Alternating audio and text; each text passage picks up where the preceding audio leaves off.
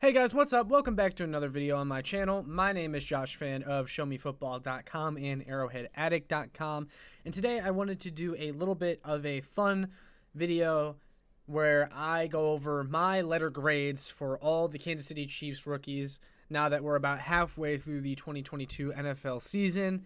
I feel like we have a big enough sample size now to where we can make a little bit of a judgment off the Chiefs rookies and how they've been performing this year. And I kind of want to give my opinion about all of them because I know I talked about them at times in my post-game reviews and stuff like that, but I haven't given like my take, like how I think these guys are doing.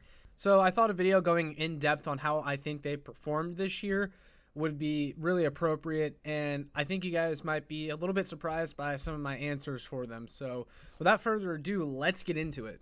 So we'll go in the order in which these players were selected. So that means Trent McDuffie is first. And Trent McDuffie is an interesting one because he has been an A-plus player on the field so far. Problem is he's only played in a couple games because he was out for a large chunk of this season with that hamstring injury that he sustained in Week 1 versus the Arizona Cardinals. But with that said, I think Trent McDuffie has easily been their best rookie and definitely worthy of being the Chiefs' first pick of that draft in the first round. He has been shut down. He's only allowed one reception really all year. Again, I know he hasn't played in that many games, but very impressive in coverage, very sticky in coverage. And he also had a few really good passes defended against the Jacksonville Jaguars this past week. There were a lot of concerns about McDuffie coming into this year because of his arm length and, whether or not he'd be able to make the transition easily from college to the NFL. But Trent McDuffie has been nothing short of spectacular, and I was always confident in that because I really love the Washington football program for defensive backs. They've produced a lot of really good defensive backs over the years, and Trent McDuffie is no exception. And so far, he has been as advertised. So I'm giving Trent McDuffie an A+ so far this year.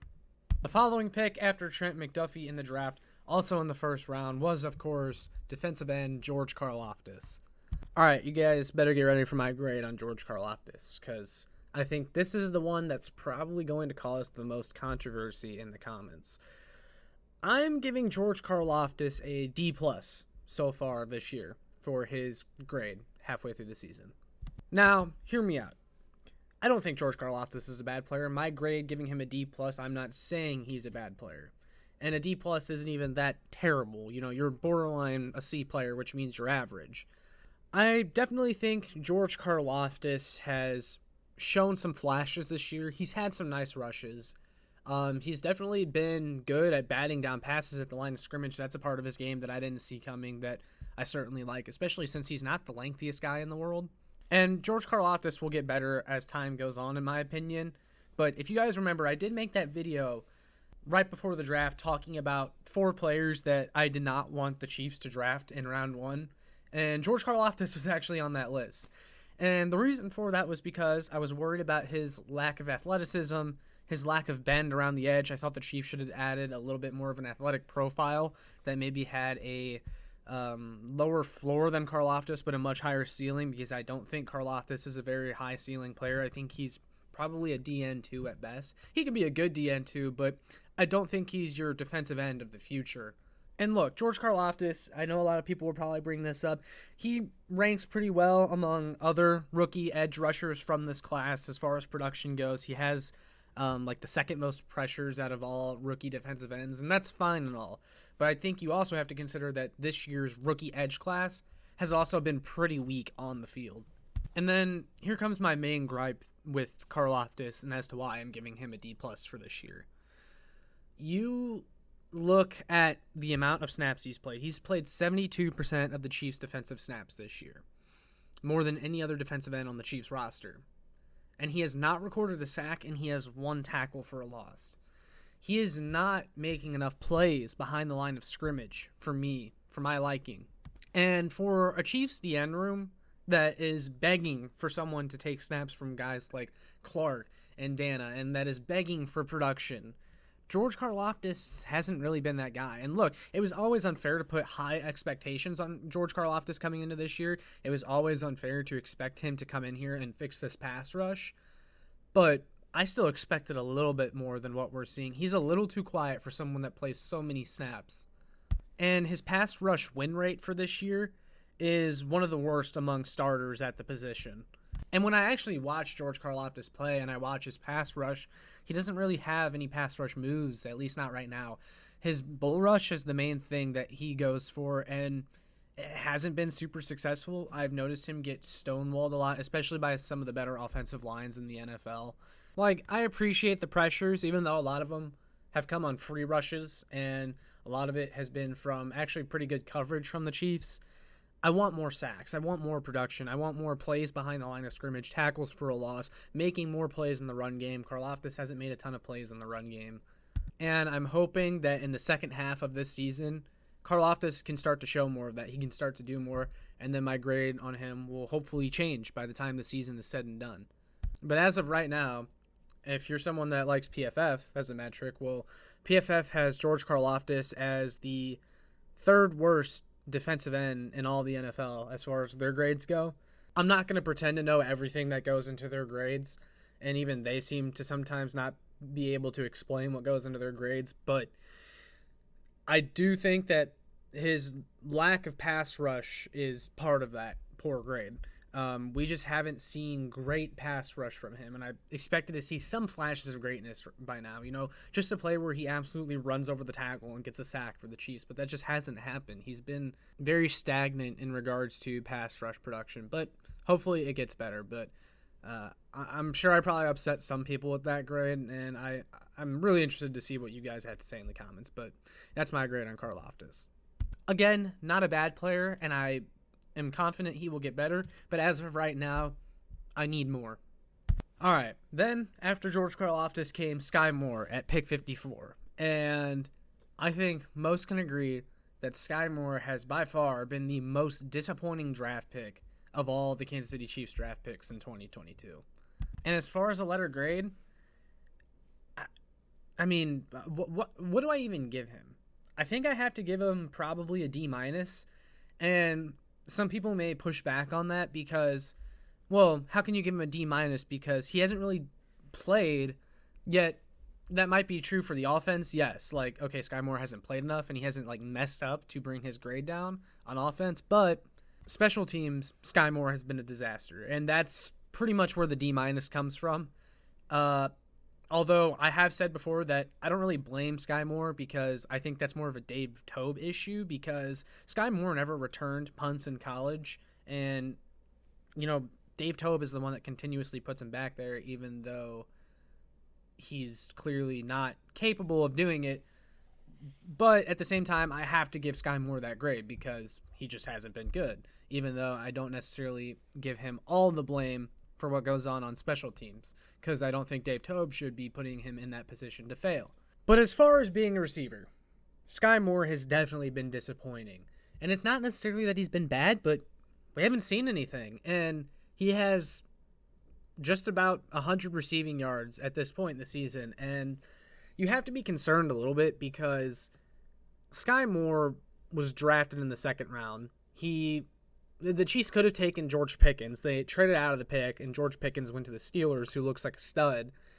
And they instead decided they wanted Sky Moore. And Sky Moore was an exciting prospect. He had great release off the line of scrimmage. He's a sure-handed guy. And it looks like he has pretty good ability in the NFL to get open in the limited snaps that we've seen. But he's hardly sniffing the field in a Chiefs wide receiver room that isn't elite and certainly could have used some juice before they acquired Kadarius Toney, of course.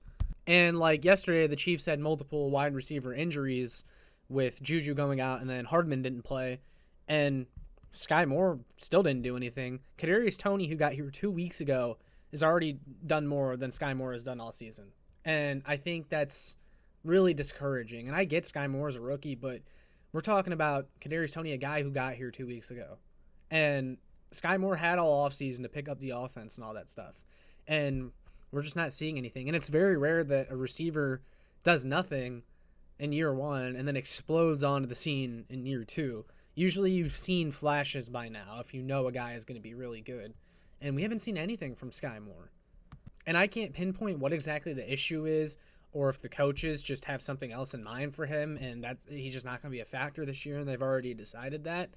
But it's really disappointing because this Chiefs receiver room definitely needed someone else to step up. Like, the signings of Juju and MVS were nice, but a lot of people were banking on Sky Moore being an instant impact contributor this year for that receiver group, and he's been nowhere near that. But he's another guy that I guess we can say has the opportunity to do something here in the second half of the season, and maybe we see an uptick in snaps, an uptick in opportunity, and he starts cracking this rotation. I don't know. We'll see. But so far, Sky Moore's got to be the most disappointing Chiefs draft pick of 2022. Next, we got Bryan Cook, the safety. Bryan Cook has been a pleasant surprise, and not because I didn't expect him to be good, but he's been a pleasant surprise because he's gotten some significant defensive snaps already and has looked pretty good, and he's been a massive upgrade over Daniel Sorensen as this team's third safety. He's made some nice plays. He is willing to tackle. Also a menace on special teams. One of the signature plays I think about when I think of Bryan Cook is against the Tampa Bay Buccaneers earlier this season when he made a really nice play to bat the ball out of the hands of, I want to say it was Cameron. It was one of the Bucs tight ends in the back of the end zone. It was going to be a touchdown. It was about to be brought down, and Bryan Cook just throws his hand in there and forces the ball incomplete. I really like Bryan Cook. I think he has a very high ceiling, and I like what he's brought to this defense. He's definitely brought some juice to the secondary and just an overall solid player so far. I'm going to be giving him a B so far, halfway through the 2022 season. Then there's Leo Chenal, the Chiefs' third-round pick, linebacker. Leo Chenal, he has struggled to really get in the rotation until as of recently. And yesterday against the Jacksonville Jaguars, he had a sack, and he's made some plays as of recently. We haven't had a ton to go off of with him, but I definitely think he will eventually work his way into being a main linebacker in the future. And I like what he brings to the table. I'm going to be giving him a C-. Then we got Joshua Williams, one of the two really interesting young corners that the Chiefs drafted in the later rounds. Joshua Williams started out it looked like he wasn't going to play much this year. He wasn't getting any snaps, and Jalen Watson, who was taken 3 rounds later, was actually getting the nod over him. Joshua Williams was a DNP for most of the early season. Then injuries happened and stuff like that, and he got thrown into the mix, and he definitely struggled to start out. He had some rookie moments where he gave up big plays. He loses the ball in the air a little bit, but he's definitely rounded into form a little bit, and he's also fairly sticky in coverage, and he hasn't given up any big plays. He's not a massive eyesore when he's on the field, and for a 4th-round pick, that's pretty solid. But given the struggles that he had when he first started, and, look, he gave up a touchdown in that Bills game, a very close game that the Chiefs easily could have won had that not happened. So for his performance so far, I'm giving Joshua Williams a C- as well. I think he's getting better, and he's going to continue to get better as the year goes on. All right, next we got 5th-round draft pick Darian Kinnard. He has not played at all this season, and I can't even give him a grade, guys. Like, he hasn't played, and honestly, I will say the draft pick was disappointing because I thought he would contribute this year, but he isn't contributing, and therefore I don't have a grade for him. But I guess you can say the draft pick has been a little bit disappointing. Going into the 7th round, we had Jalen Watson, the cornerback out of Washington State. He's been great for the Chiefs. He burst onto the scene back in week 2 when he took a 99-yard pick 6 to the house that pretty much won the Chargers game. He picked off Justin Herbert. He's been great all year, has provided great young corner depth at a position that the Chiefs really needed some guys to step up. And outside of, L'Jarius Sneed, we didn't have a lot of known commodities. Rashad Fenton, he's gone now because the Chiefs had faith in their guys, Jalen Watson and Joshua Williams, and that's a really positive sign is that, those guys are day 3 picks, and they're in here, and they're playing, significant snaps, and they're playing well. Like, you couldn't ask for better than that, and the Chiefs' cornerback position looks like it's going to be in good hands for a really long time, and that entire position group went from one with a lot of question marks to a strength of this team, really. I really like Watson's ability to play physical, but also stay with his man very well. The Chiefs, when they drafted him, they were clearly taking a chance on a high athletic profile, and it's totally paid off for them. Jalen Watson is a great athlete, and he definitely showed off some of that athleticism and some of that speed on that huge pick six that he had earlier this year. But, no one could have expected this from him, and he's become a solid part of this Chiefs cornerback rotation. I'm giving him an A for this year so far. Then there's Isaiah Pacheco, the running back out of Rutgers. He had a bunch of hype coming out of training camp and preseason. And as of recently, he became the Chiefs' starting running back over Clyde Edwards-Helaire and over Jerick McKinnon. The coaches have raved about him, and early in the season, we did see some flashes from him. We saw some big, strong, angry runs from him. He definitely is an angry runner and is always able to somehow find extra yards where it doesn't seem like there are any.